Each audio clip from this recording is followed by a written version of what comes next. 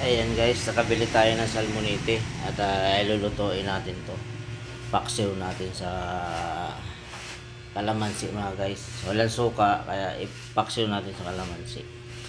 Ayan. Ayan guys, sinalang na natin at ilagay na lang natin mga ricado. Ayan. Ilagay natin sibuyas, luya, bawang.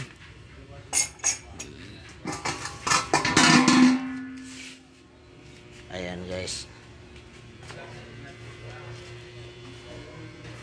Lagyan lang natin ng isang basong tubig yan guys. Ayan. Masarap na isda to yun guys. Malaman at malasa. Lagyan lang natin ng mga pampalasa. Ayan guys.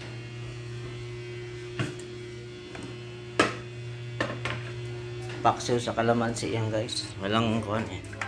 Walang suka, umuulan kaya hindi na tayo nakabili. Ayan. Lagyan lang natin asin. Antayin lang natin kumulo yan mga guys. Kulong-kulo.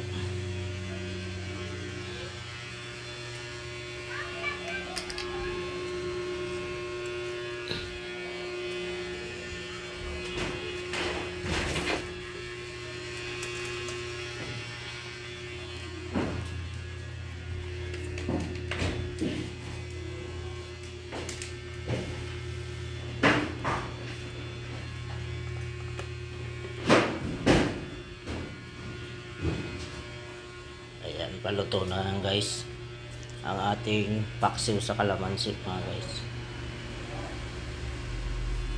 Ayan. Walang sili guys kasi may bata nakakain yung sabaw, baka maghangang kaya hindi na natin nilagyan ng sili. Ayan. Yummy guys, kita nyo naman. Ayun, may panghimagas tayo mga guys.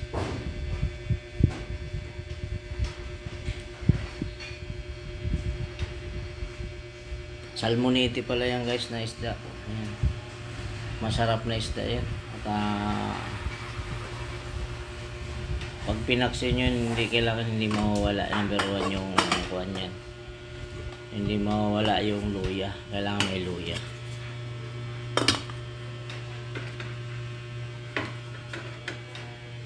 Ayan guys, paluto na guys.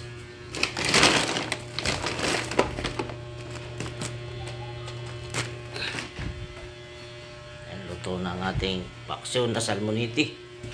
Ayan. Sabaw pa lang guys. Yummy na.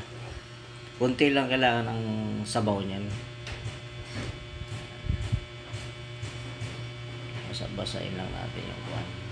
Yung ibabaw ng sabaw niya. Tikman lang natin guys. At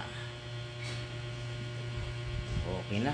Luto na ang ating paksiw sa kalamansi. Guys, thank you for watching mga idol. Guys,